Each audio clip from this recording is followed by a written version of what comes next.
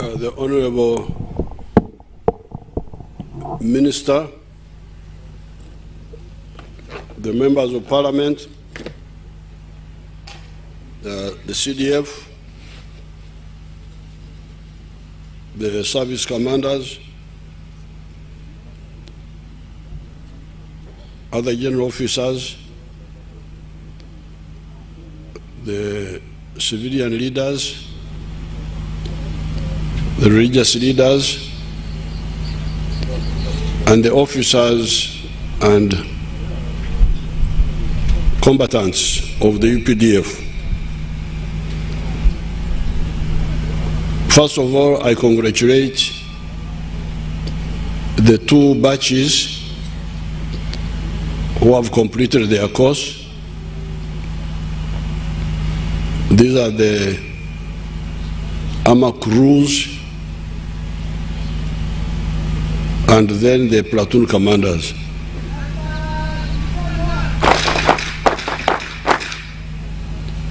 But before I pass you out,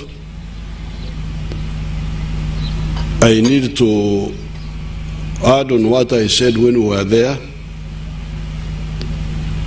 about the role of armor. The problem why many people fail to build armies is that they don't understand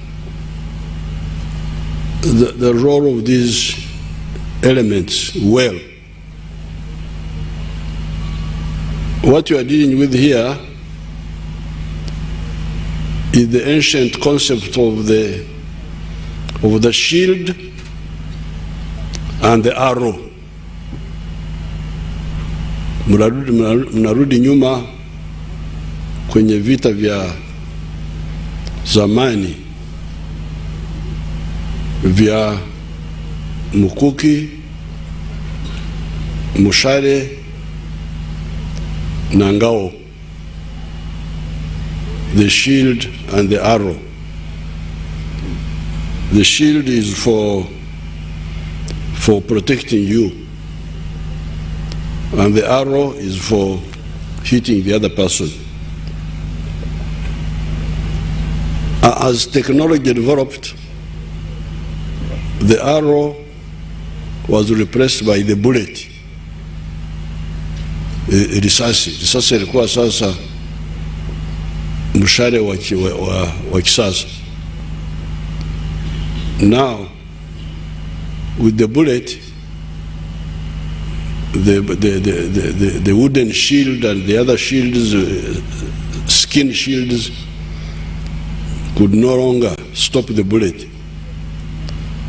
The bullet was a new form of arrow. That's why the idea of trenches came up.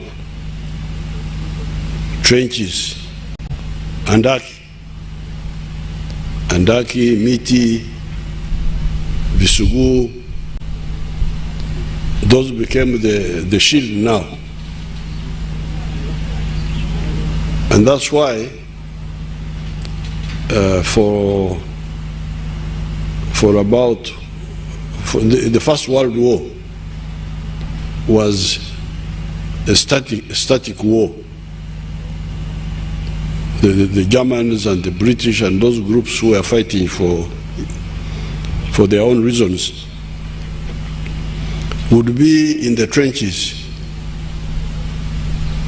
not moving. This one tried to move, is mowed down by a machine gun. The other tried to move, is mowed down by a machine gun. So it became a static trench warfare. But toward the end of the First World War, the British had the concept of a mobile trench. The tank was the idea of a mobile trench. What if we make a metal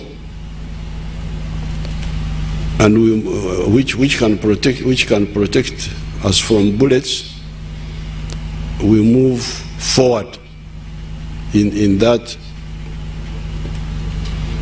container. And when they were disguising them to take them to France, they said they were water tanks. That's where the name of the tank came from. This is not a tank. It's not a store of water. Because the tank is about to store water. But this tank got the name from those primitive machines which the British fabricated and hid as water tanks to France. You can check on the internet when they were first used in one of those battles. So when they were moved, mobile hard surface containers were simulating the idea of trenches, a trench but which moves. Now, from that time, the concept of tanks developed. And by the time of the Second World War, the tank had become two things now. It had become three things. Because before, in war, some of the people used to move on horses, to move rapidly. They would use horses. And the horses were called cavalry. And even tanks initially were also called cavalry. So by the time of the Second World War, the tank had become three things. It had become a horse to move you forward, a trench to protect you from the arrows of the other people, but also the arrow, because it could now fire guns and machine guns. And that's why the tank ruled the battlefield in the Second World War, in the Korean War, in the Arab-Israeli War of 1956, and in the Arab-Israeli War of 1967. By that time, the tank was also joined by aircrafts. So those people who had both tanks and aircrafts performed well. But in the Arab-Israeli War of 1973, the tanks got a big problem in the Sinai, along the Suez Canal.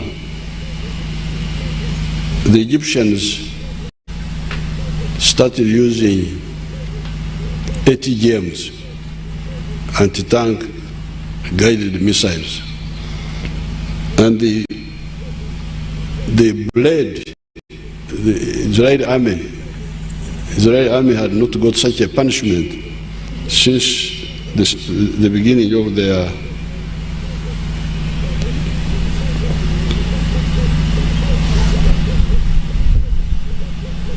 So the tank now had a challenge: guided anti-tank missiles. But still, there were solutions. That's why like in the Sinai Desert, where the Egyptians were firing those anti-tank guided missiles, they were vulnerable to long-range artillery because you are in the desert with they were called fagots that time, fagot anti-tank missile. Then somebody fires a 155mm shell over you. So therefore, by combining artillery with the tank, the Israelis were somehow able to recover. So therefore, when you are, and as I told you, when we were there,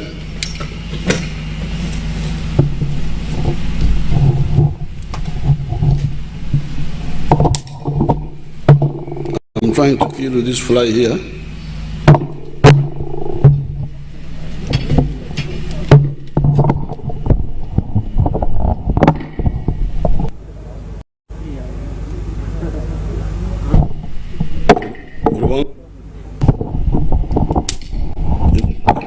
You know, when you kill something, you declare it. You say, my spare. You say, Orwangorwanje. That means you have scored. So I have scored something here.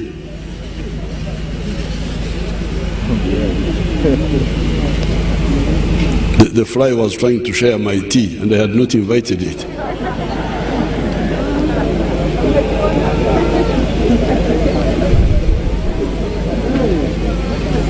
So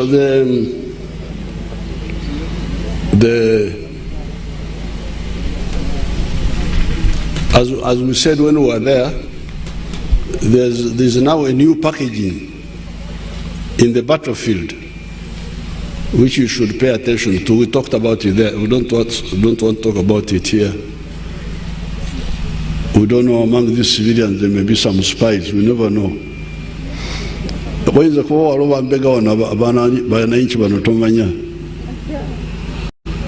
So therefore, understand these instruments and how to package them correctly. So therefore, I congratulate you, the two batches, for finishing this course, because some of the people who started with you did not finish, they fell out. But I congratulate you, especially the ones of the platoon commanders, all of them finished, but the crews, I think 21 dropped out, according to what the commander told me. So I congratulate those who have managed to complete the course. And I want to tell you that your future is bright, because you are now entering a very prestigious force, the UPDF, and if you know what to do, you'll go very far. You need discipline, okwefuga, to be able to control whatever bad tendencies that may want to come in you. Alcohol, mabibi, na mambwana, tamaa,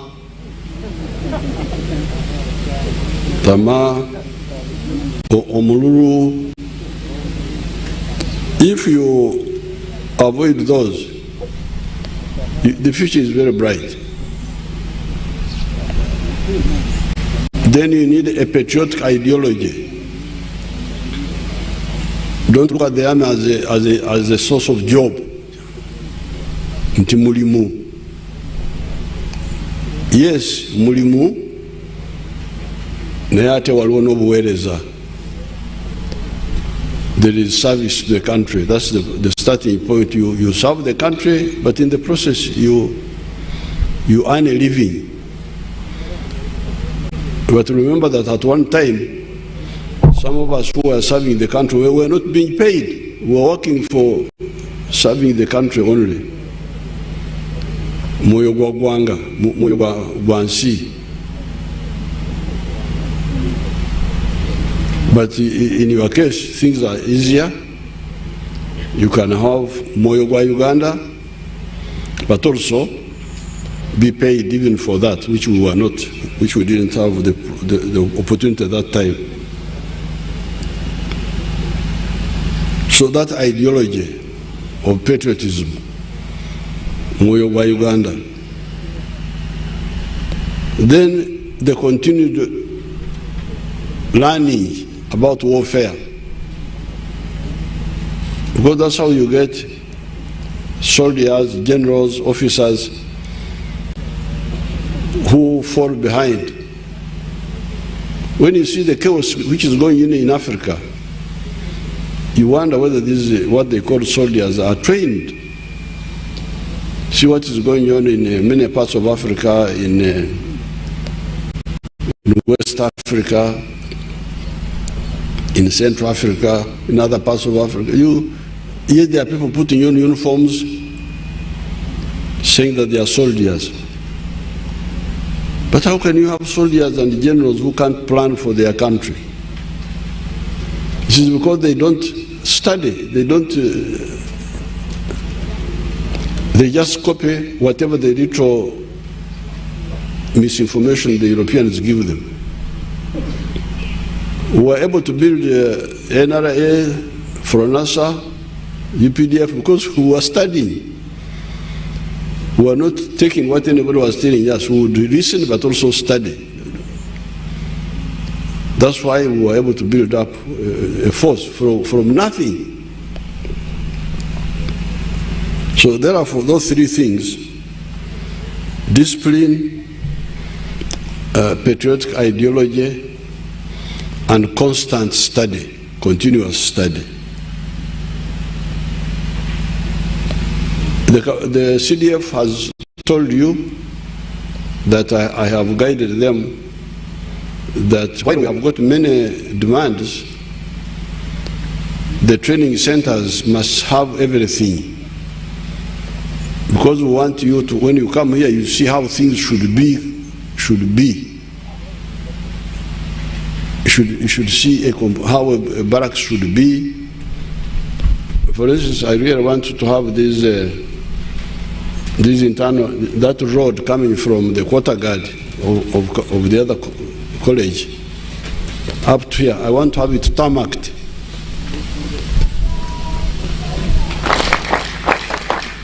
I may have to work with the Minister of Works to do something about it. I had wanted to tarmac it together with the road to Zimbabwe from Rusarira, Kasambia, here Kavamba, Chakasa, all the way to Ntutsi to Zimbabwe. But I don't know when those will start. So I may have to do something separate for this internal road.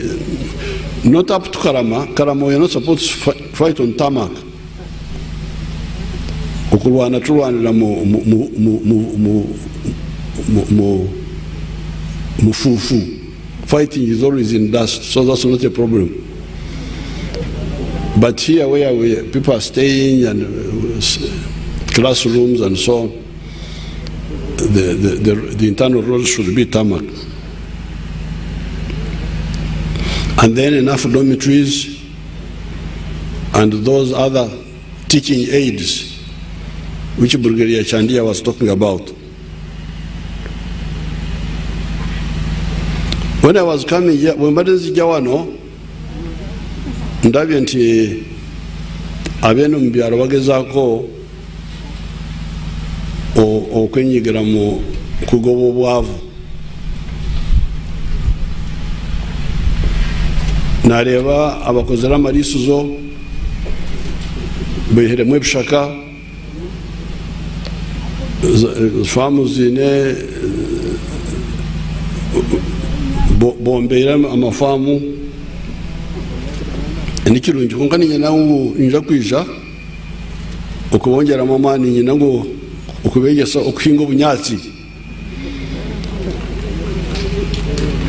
njagala kubayigiriza okulima omuddo gw'ente naye mwebale bye mukozeeko mbirabye, naye twagala kwongeramu omuliro. Abokuba korukingo bunyatsi wayingo bunyatsi bwa Cloris Guyana Olunyankokore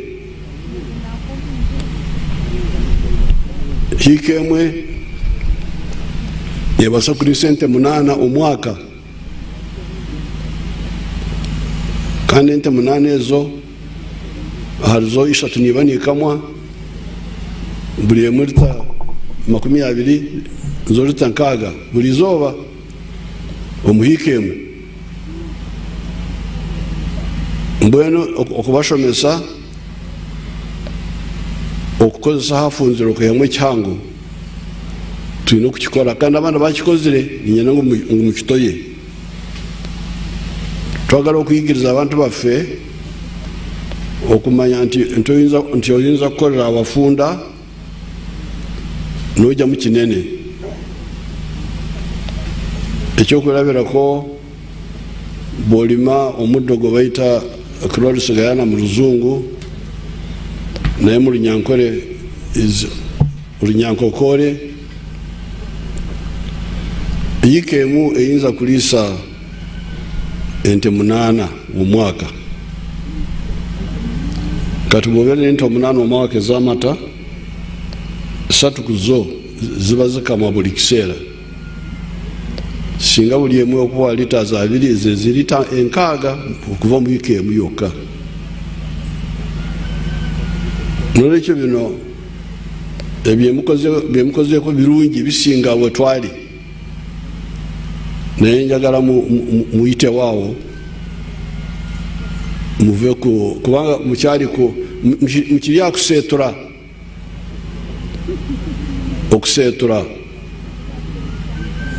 ate okuseetura nikwendi itaka rihango munonga,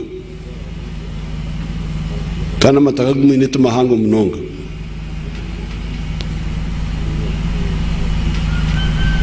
You are still doing what they call free range. Okuleka ente nezitambula mu faamu oba mu ttale, naye enkola eyo eseera amataka gaffe.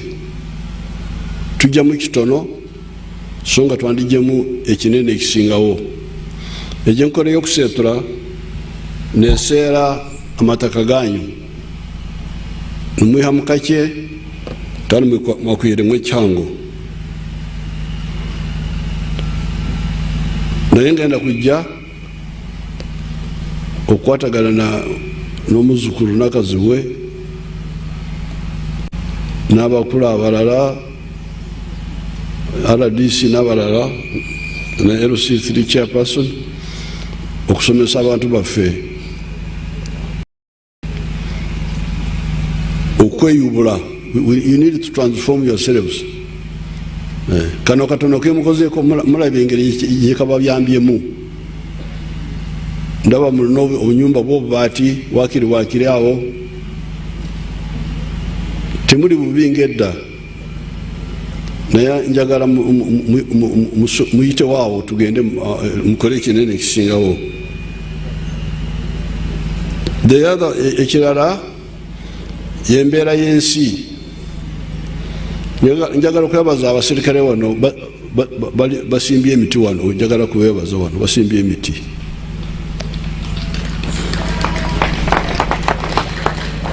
Mulaba emiti gye basimbye wano, mulaba nti walungi. Singa emiti eno tegiriiwo, empewo omuyaga gwandibadde muyitirivu, naye kati emiti gino giziyiza speedi ya nikikyendeza omutsindo gw'omuyaga. Ate wali emitala wetukolera ebyaffe ebyokwegaza, waliwo akasozi akalungi kebayita Karama. Akasozi ako bajjajjaffe bakayita kalama ku lw'emiti y'emirama eriwo. Emiti eyo miti migumu gitera okumera awali amayinja, obusozi obuliko amayinja, kubanga obuti obwo bulina emirandira y'amaanyi ennyo. Omuzi gw'omulama guzaale munonga. N'olwekyo nandiyagadde emiti egyo njagala kwebaza abasirikale kubanga bagikuumye. Ona akasozi konna kaliko emiti gy'emirama n'emissa nga guno mussa albizia. These are very good trees. N'olwekyo njagala mwabakulembeze mwongere okusomesa abantu okulinda embeera y'ensi, environmental protection. Tebuyingira mu bukafiiri oba okulima mu bisaalu okukola ebyekisirusiru ekyo, kubanga ebisaalu Katonda yabitondera kubeera ebifo by'amazzi, si bya lumonde na muhogo n'ebitekere mayuni biki ebyo mu bukafiiri. Bali abanadini bajje babakolomere, naye abanadini batya okukolomera. If you have US dollars in your bank account, aba Nilex Interiors and Artistic Design bandu bamaseno bwerezya obuli kwa mutendo wekiwekyusi bakakola aluminium works eridirisa haimano lui ebitebyanga sakwa makenge bandu bali kwa bende ebakola gypsum designs eselingi yumwe nyumba ey'omulembe bakakola ne park designs hano obakuwa ne nyumba yawo ne repa mbayo erikolesya obukugu obwekike kya hewolo iba nemukolesya esya plastic materials banawite nesya tent sheds etent eyebanga kwimbira omabalazi yawo nomwanga biwute bara. Nilex Interiors and Artistic Designs Limited babiri yasena mani omwabe buhimbe panu bakaya bali kwa bende bakahimba iba nemukolesya interlocking bricks kandi kukasira ne guarantee iba nemukolesya obukugu obwekike kya hewolo bakakuwanira compound yawo iba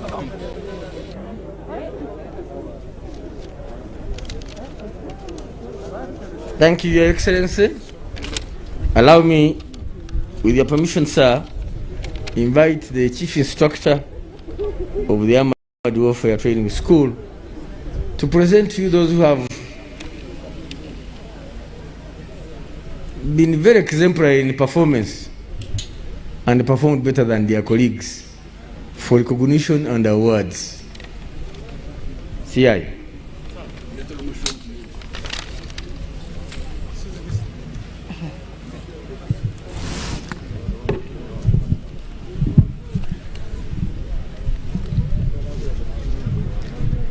Your Excellency, sir, I'm Major Nathan Atwini, the Chief Instructor of Armored Warfare Training School. It's my honor and privilege to present to you those students who have excelled in different disciplines as follows. Armored Platoon Commanders, Best in Class, RO 15403, Lieutenant Yusuf Muktari Achua.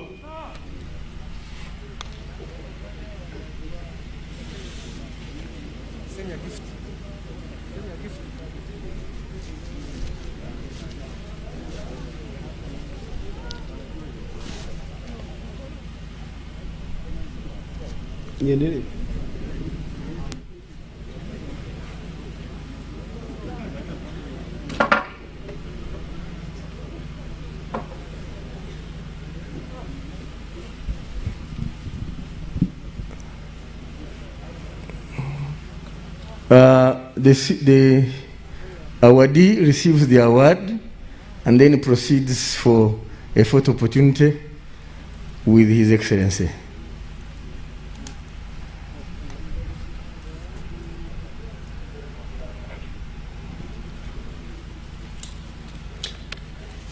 Best in the field, RO 16120, Lieutenant Jerome Mao.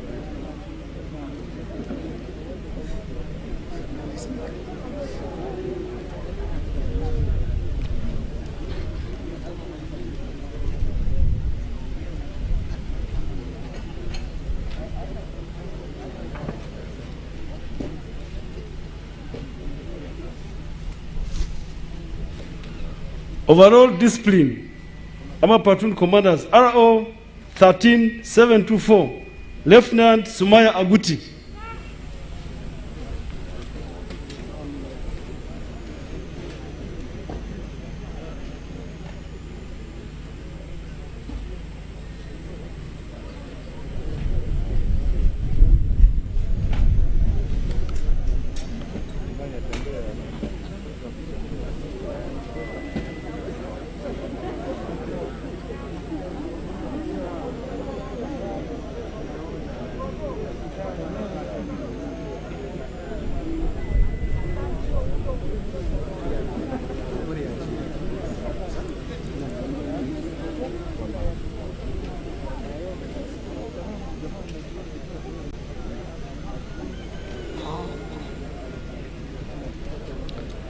Overall discipline, cruise, AX 038026, ADP Komakech Francis Omondi.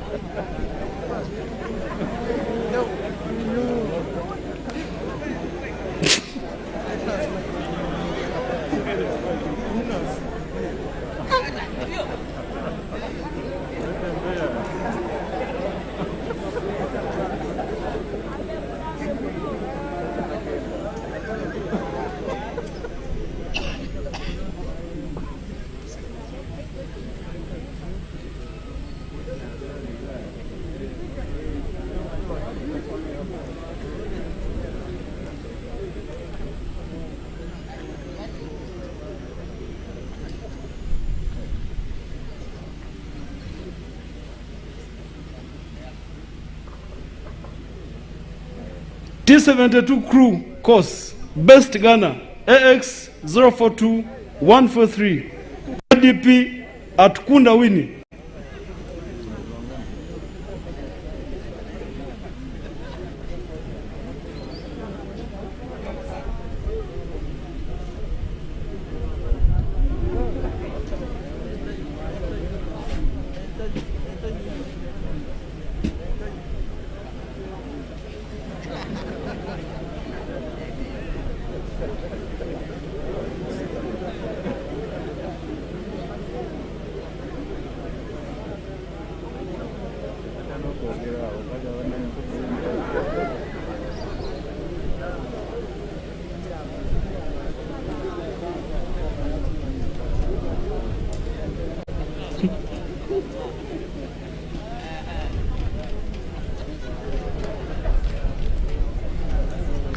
Best driver, T72, AX 037985, LDP Chisutu Matthew.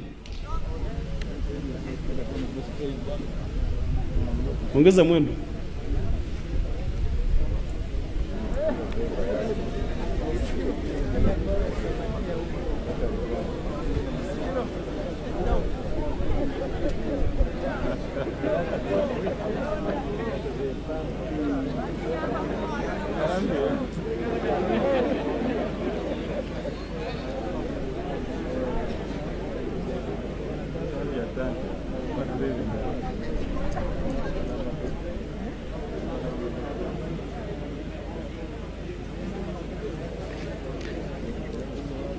T55 crew course, Best Ghana, AX 038591, LDP Muhindo Daniel.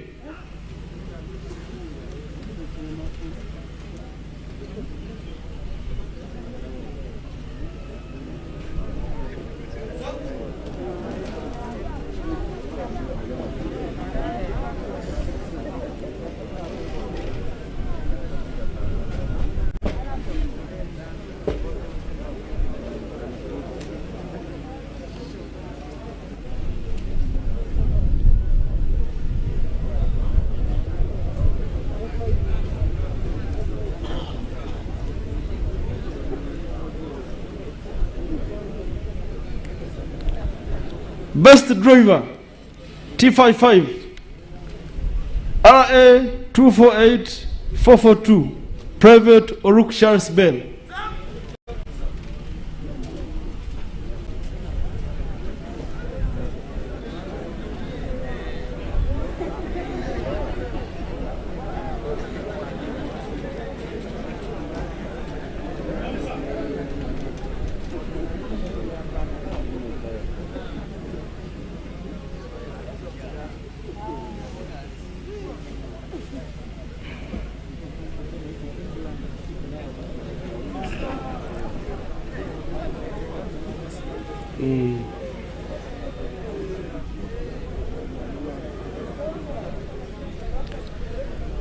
Best female tank crew, AX 035508, LDP Abeja Hilda.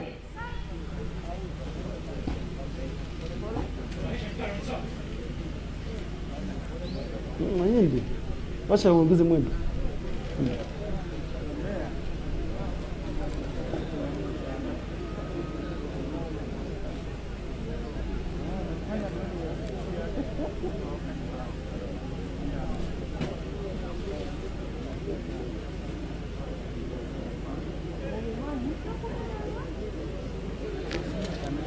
IFV tracked BMP 2 Best Gunner AX 044939 LDP Eragu Moses.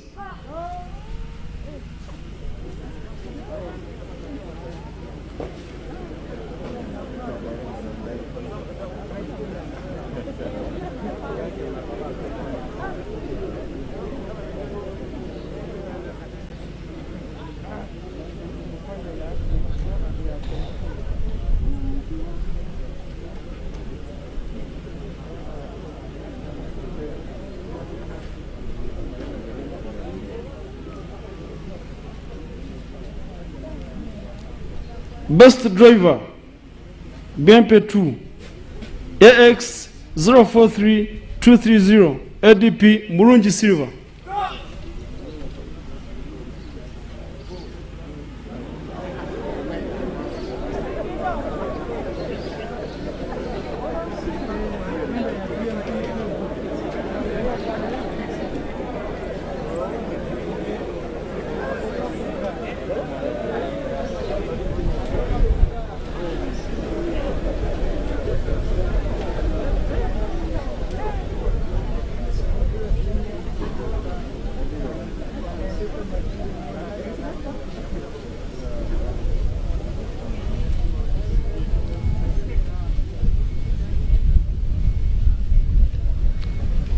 Wheeled IFV crew, best performer, best gunner, RA 248 415 Private Okwi Daniel Modesto.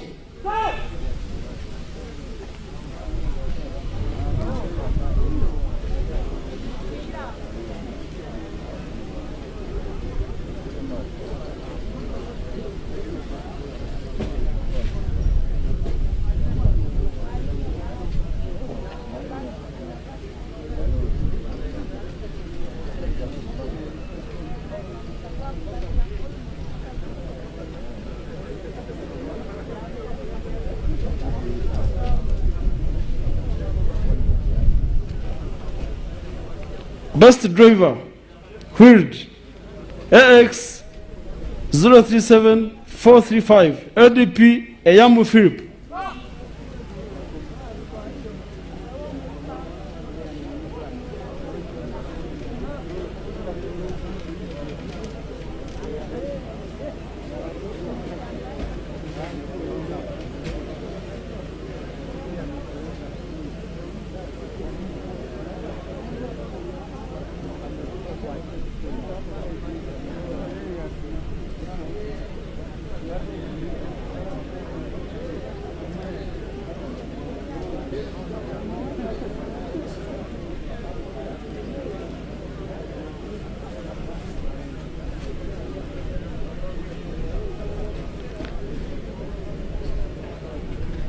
Lastly, Your Excellency, the best female overall motorized infantry, AX 043873, ADP Owokunda Winnie.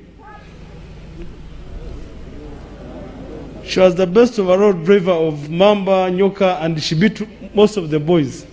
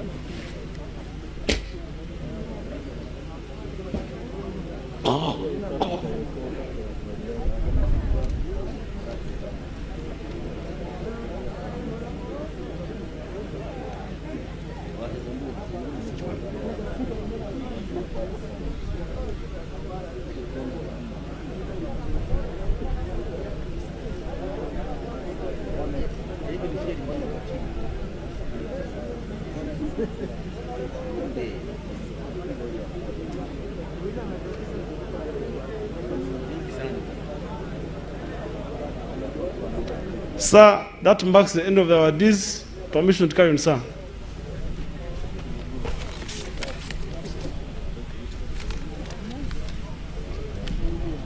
Thank you, Your Excellency. Thank you, the CDF. Hiyo kwata ya ama kwata ya vifaru imeonekana hapa.